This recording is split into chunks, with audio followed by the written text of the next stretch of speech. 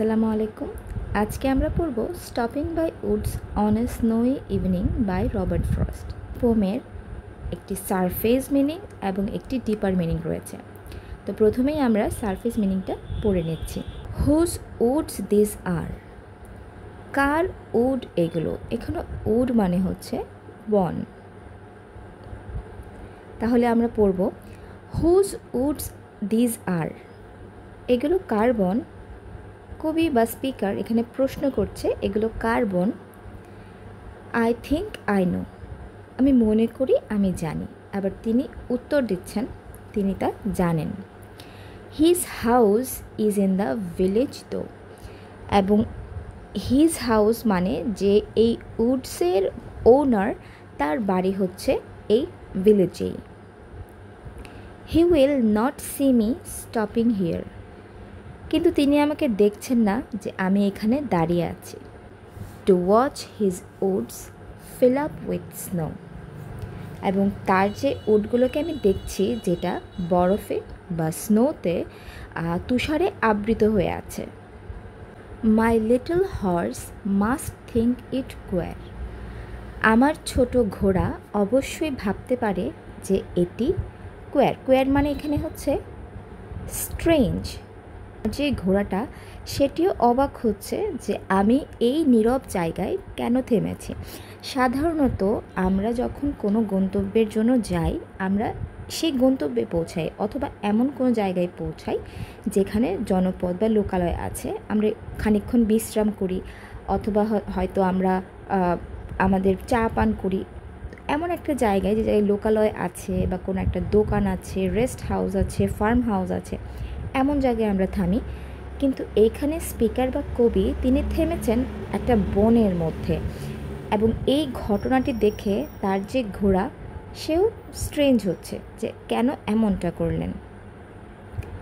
To stop without a farm house নেয়ার, আমি আগে যে কথাটা বললাম যে ফার্ম হাউসে না থেমে কেন এমন একটা জায়গায় থামলে। Between the Woods and frozen lake the darkest evening of the year. Between the Woods and frozen lake, তার মানে কবি দাঁড়িয়েছেন এখানে একটা ফ্রোজেন লেক আর এইখানে হচ্ছে উডস, আর কবি দাঁড়িয়েছেন ঠিক এইখানে, এই দুটোর মাঝখানে দাঁড়িয়েছেন, যেটা স্বাভাবিক নয়, এটা একটা নির্জন জায়গা। আর এখানে বলছে the darkest evening of the year, এবং মনে হচ্ছে যেন এটাই সব থেকে darkest evening. He gives his harness bell as shake, সে তার যে ঘণ্টাটি ছিল সেটি শেক করলো বা নাড়া দিল। To ask if there is something mistake, প্রশ্ন করার জন্য যে কোথাও কি কোনো ভুল হয়েছে কিনা। মানে এখানে ঘোড়াটি তার মালিককে মানে স্পিকার বা পোয়েটকে বলছে, তার গলার ঘণ্টাটি নাড়িয়ে তাকে রিমাইন্ডার দিচ্ছে যে সে যে এই লেক এবং ফরেস্ট বনের মাঝখানে থেমেছে, উডসের মাঝখানে থেমেছে, সে কি ভুল করে থেমেছে কিনা সেটা রিমাইন্ডার দেওয়ার জন্য।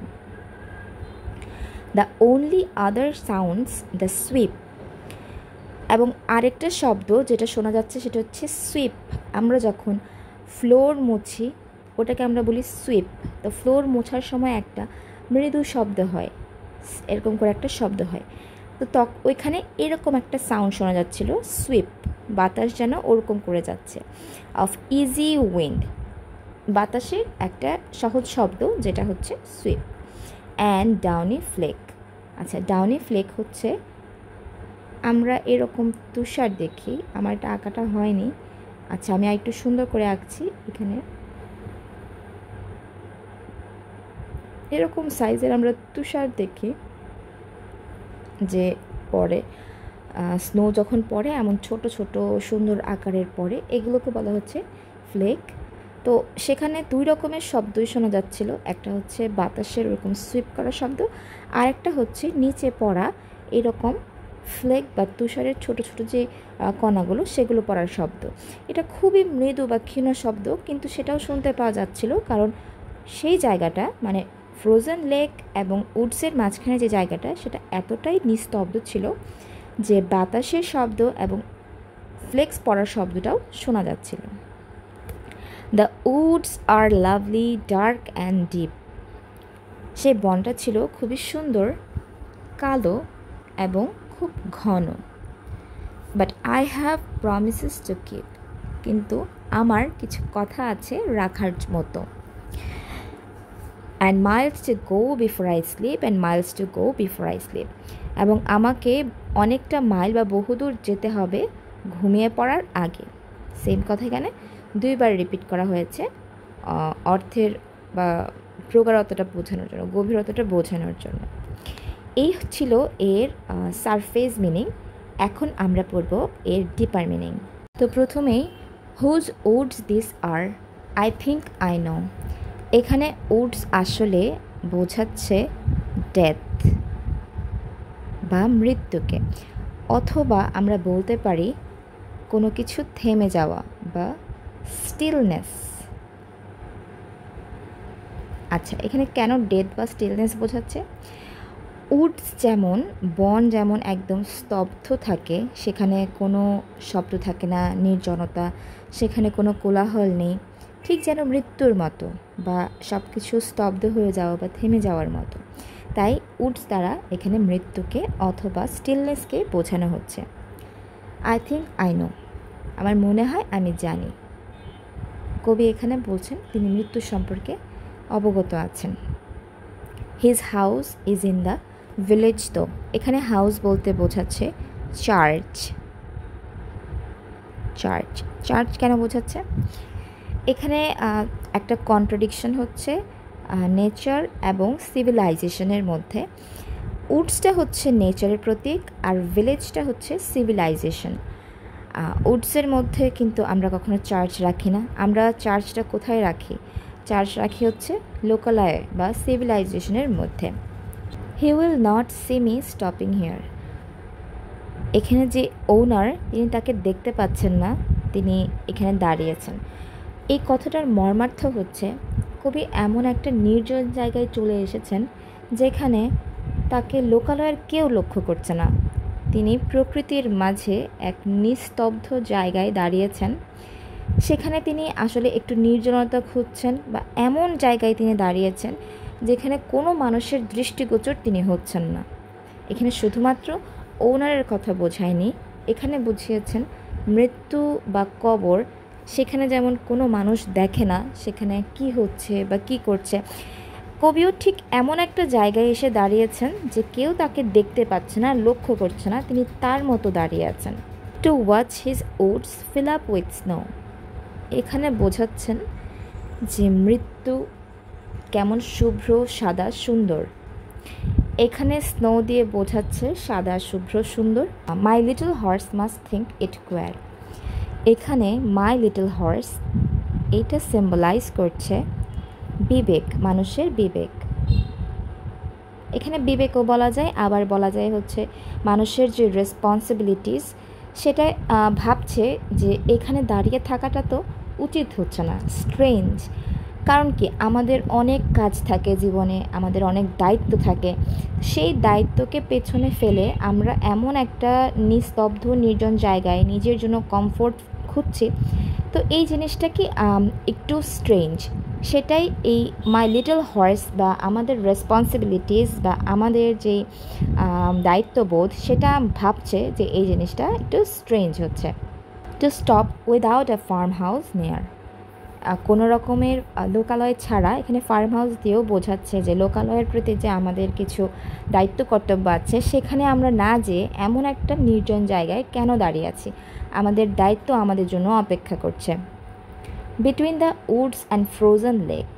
Between the Woods and frozen lake বলতে সেই নীরব জনশূন্য সেই জায়গাটাকেই মিন করছে। The darkest evening of the year. The darkest evening আমরা এখানে ধরতে পারি 21st অফ ডিসেম্বর। কেন? কারণ আমরা জানি 21st অফ ডিসেম্বরের যে নাইট, সেটা হচ্ছে সব থেকে বড় রাত। তো এখানে সব থেকে বড় ইভিনিংটাও 21st ডিসেম্বরের রাত হতে পারে। এছাড়াও এর আরেকটি মর্মার্থ হচ্ছে মৃত্যু যেমন একদম গভীর বা ডেথের পর যেমন আমাদের মনে হয় যে রাতটা অনেক বড়, অনেক গভীর বা একদম ডার্কেস্ট, সেই বিষয়টাও কিন্তু এই ডার্কেস্ট ইভিনিং দিয়ে বোঝানো হচ্ছে মৃত্যুর বিষয়টা।